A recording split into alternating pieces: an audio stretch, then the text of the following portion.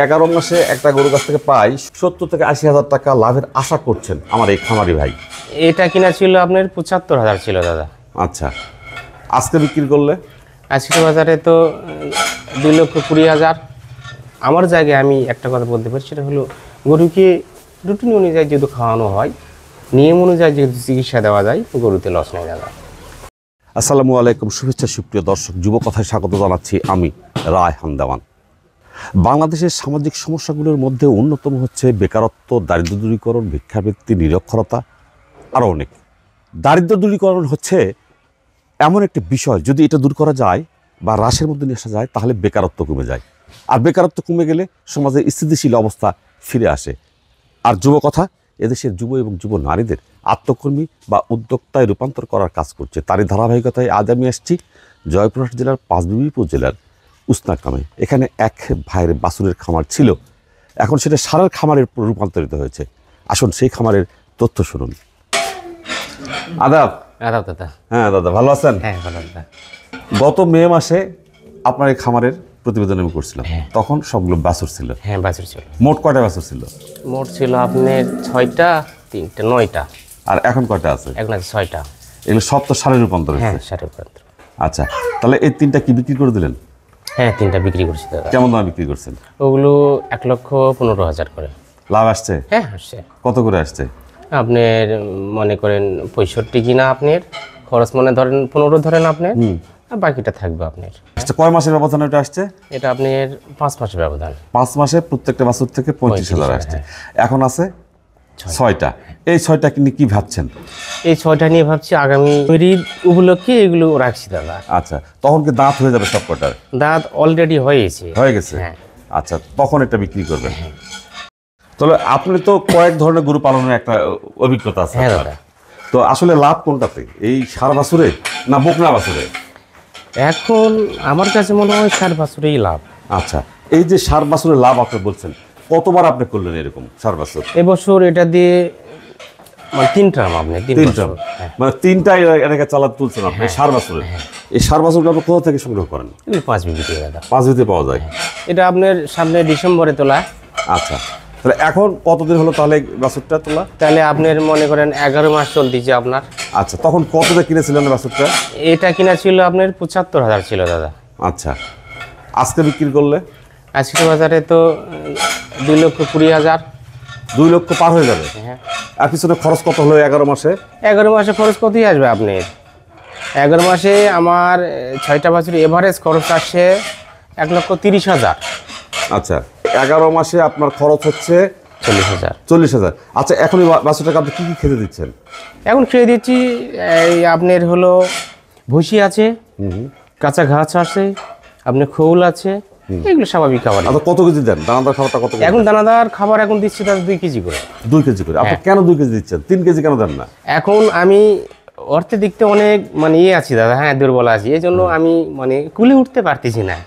না হলে তো গরুর বডি ওয়েট হিসাবে 4 কেজি খাবার দেওয়া উত্তম দিনে, কিন্তু পারতেছি না জন্য 2 কেজি। কিন্তু তারপর তো গরুর স্বাস্থ্য খারাপ নাই তো? না, স্বাস্থ্য খারাপ নাই।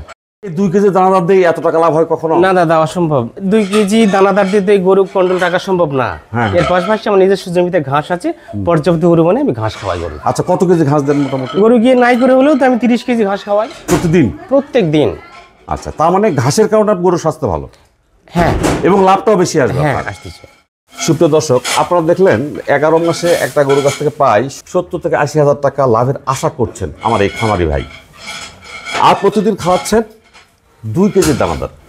আসলে কি 2 কেজি দানাদার দিয়ে এরকম একটা গরু পালন করা যায়? উনি বলছেন 30 কেজি ঘাস খাওয়ানো, যার কারণে তার গরুর স্বাস্থ্যগুলো এত ভালো এবং এত গ্রোথ হয়েছে। আমাদের এই যুবকথাকে তো অনেক অভিজ্ঞ খামারিও দেখে থাকেন, যারা দেখছেন তাদের কাছে আমার অনুরোধ যে আসলে ঘাস দিয়ে গরু পালন করলে কি এরকমই লাভ হয় বা এই অবস্থায় গরুকে নেওয়া যায়?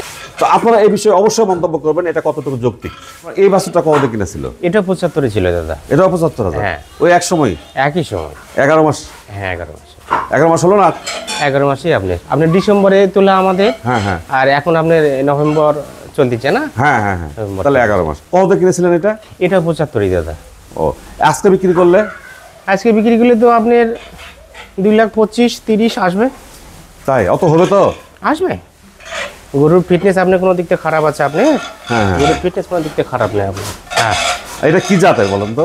এটা শাহিওয়াল দাদা, শাহিওয়াল। আচ্ছা, ও দাদা এটা 65 আপনি। আজকে বিক্রি করলে 1,90,000 আসবে। আসবে। এটা এটা একটু ছোট মনে হচ্ছে না ওই দুটার তুলনায়? হ্যাঁ, ওই দুটার তুলনায় আপনি এই বাচ্চাটা একটু ছোট। এইটা কি অবস্থা? ও দাদা এটা 65 কিনা ছিল আমার। 65? হ্যাঁ, এটা আজকে বিক্রি করলে 2,30,000। এটা খাবার ঠিক মতো দেওয়া হচ্ছে তো ওইরকম করি? ওই খাবার স্বাভাবিক, একই রকম খাবার। আপনার এই বাছুরগুলোকে আপনার টিকা, তারপরে আপনার কৃমিনাশক সব সময় মতো করেন? হ্যাঁ দাদা, সবই সময় মতো করা আছে। আচ্ছা, এটা কে আপনি নিজে করেন না? না, আমি নিজে করতে পারি না, আমার এক ডাক্তার আছে, উনি আসে এগুলো টিকা দিয়ে যায়। আচ্ছা, একটা গরুর যে একটা টিকা এগুলো দরকার নিয়মিত, নিয়মিত এগুলো টিকা দিলে ওই রোগগুলো থেকে গরুগুলো সেফ থাকে আর গরুগুলো অনেক সুন্দর হয়। আচ্ছা, এখন বলবেন আপনি যে এই যে খামারটা আপনি করছেন, এই যে বাছুরগুলো পালন করছেন, হ্যাঁ। এর মধ্য দিয়ে আপনার কি কি অভিজ্ঞতা হয়েছে এটা বলেন তো?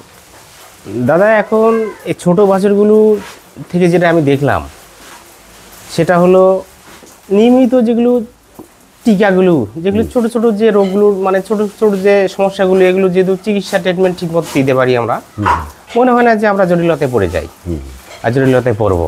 আর কি কি সাবধানতা অবলম্বন করা দরকার? সাবধানতায় যেগুলো খাবারের আমাদের একটা মেনু থাকে, খাবারের মেনুটা কন্ট্রোল করতে হয়। আচ্ছা, এরকম একটা নতুন কেউ খামার করতে চাইলে তাকে কি কি যোগ্যতা নিয়ে খামার শুরু করতে হবে?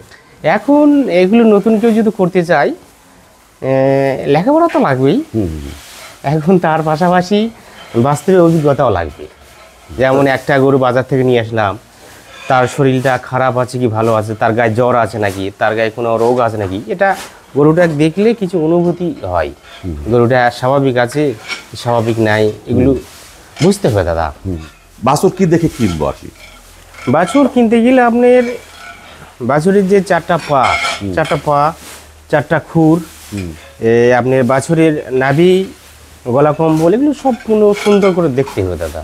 হাট থেকে যে বাচ্চাটা নিয়ে আসলাম, এখন এই বাচ্চাটা তো আমরা যেরকম ঘরে যে গরুগুলো নিয়ম অনুযায়ী টিকা দিই, এখন এগুলো বাজার থেকে আমার গরু কিনে এগুলো টিকা দেওয়া আছে কি না, এগুলো আমরা নিয়ম মতন টিকা যে ওষুধগুলো দিতে হয় এগুলো পরিমাণ আচ্ছা, দিয়ে দিই। তখন থেকে পূর্ণ খাবার দেওয়া শুরু করেন না একটু দেরি করেন? যে তখন ছোট বাচ্চা, ছোট খাবার কম থাকে পরিমাণটা। আচ্ছা, কারণ বেশি দিলে সেক্ষেত্রে পেট খারাপ হওয়ার সম্ভাবনা, একটা পরিবেশ থেকে আরেকটা পরিবেশে আসে। হ্যাঁ, হতে পারে, কেন আপনার ওদের বাসাতে কেমন খাওয়াইছি আর আমাদের এখানে আসে কেমন খাবে, এগুলো তো একটু বুঝতে হবে।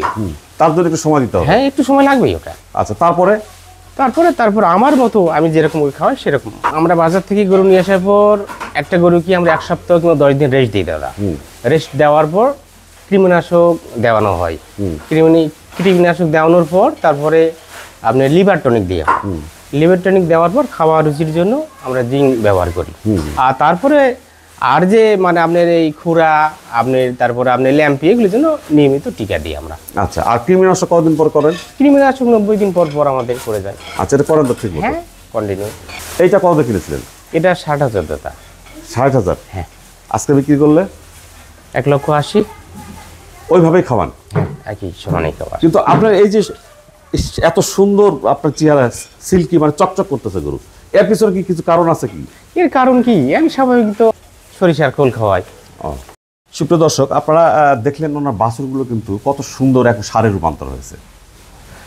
আরেকটা বিষয় যেটা লক্ষণীয়, উনি কিন্তু সাক্ষাৎকারে বারবার বলছেন যে অর্থনৈতিক সমস্যা ওনার, ওই জন্য ভালো মতো খাবার দিতে পারেন না। তার মানে উনি কিন্তু বসে থাকেননি, দানাদার খাবার বেশি পরিমাণ দিতে পারেন না বিধায় উনি ঘাস চাষ করেছেন জমিতে, সেই জমির ঘাস খাওয়াই গরুটাকে কিন্তু এত সুন্দর করে গড়ে তুলছেন। এতেও প্রমাণ হয় যে দানাদার খাবার কম দিয়ে, ঘাস পর্যাপ্ত দিয়ে একটা গরুকে যথাযথভাবে তৈরি করা যায়। আজকে এই নেপাল বাবুর খামারে এটাই প্রমাণিত হলো। এটা 65 দাদা। এটাও 65,000? হ্যাঁ, 65। আজকে বিক্রি করলে 2,20,000 হবে? হ্যাঁ, আপনি বলছেন এটার দাম হবে এখন 2,20,000। আচ্ছা, এটা কেন বলছেন আপনি 2,20,000 কেন হবে? আমার যে অভিজ্ঞ যে খামারি যে দাদাগুলো আছে, ওরা তো আমাদের এই খামারে মাঝে মাঝে আসে। ওনারা আসে বলে, নেপাল তোমার এই বাছুরটায় এই দাম হতে পারে, এই বাছুরটায় এই দাম হতে পারে, ওই হিসাবে আমাদের বাছুরগুলো আসবে দাদা, এই দামগুলো তো আসবে। আচ্ছা, তো এই যে আপনি খামার করছেন, করে আপনি এই যে সমাজে আপনার অবস্থাটা কেমন হয়েছে? আগের থেকে অনেক ভালো দাদা। কি ভালো হয়েছে? এখন আগে যে অর্থনৈতিক অবস্থায় যতটা ভুগতাম তার থেকে অনেকটা ভালো। অনেকটা ভালো হয়েছে। আমাদের দেশে তো হাজার হাজার ছেলে মেয়ে বেকার, হতাশ, কি করবে দিশা পায় না, যার ফলে তারা কি করে, নেশায় ঢুকে নেশায় যুক্ত হয়, অসামাজিক কার্যকলাপের সঙ্গে সম্পৃক্ত হয়ে হ্যাঁ পড়ে সম্পৃক্ত হয়, এবং পরবর্তীতে তার জীবনটা অনেক সময় নষ্ট হয়ে নষ্টই যায়। হয়ে যায়। হ্যাঁ, নষ্ট হয়ে যায়। তাহলে তাই সেই সমস্ত ছেলে মেয়েদেরকে আপনি কিছু বলবেন? তাদের জন্য বলবো, তারা যদি এই গরু খামারিতে যেহেতু তাদের পরিবেশ থাকে। হ্যাঁ পরিবেশ থাকে যে আমি একটা ছোট করে খামার শুরু করবো, তারা করতে পারে দাদা, করতে পারে। গরু পুষলে গরুতে লস নাই, লস নেই, কিন্তু অনেকে যে বলে লস আছে। এখন তারা কিভাবে গরু পোষে, কিভাবে আপনার গরুকে খাওয়ায়, কিভাবে গরুর চিকিৎসাটা মেনটেন করে, আমি তো ওরা বলতে পারি না। কিন্তু আমার মেধাতে, আমার জায়গায় আমি একটা কথা বলতে পারি, সেটা হলো গরুকে রুটিন অনুযায়ী যেহেতু খাওয়ানো হয়, নিয়ম অনুযায়ী যেহেতু চিকিৎসা দেওয়া যায়, গরুতে লস নেই দাদা। লস নাই। আচ্ছা, ধন্যবাদ। যুবকথাকে সময় দিলেন, ভালো থাকবেন। আচ্ছা আচ্ছা।